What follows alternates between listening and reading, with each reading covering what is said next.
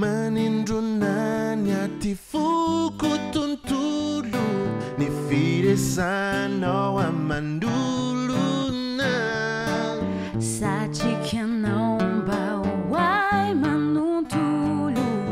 na dea ho be ny mpialona ny asarota-piariko azy efa tafahoatra sy ny fitiavan-tena Jantena izy de tsy izany loatra fa izao raha jerena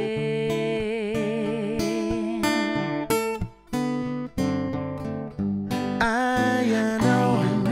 ka ho arovako foana Aianao tsy foky io fay sy matsiaro tena tiao raha tsy saro-piaro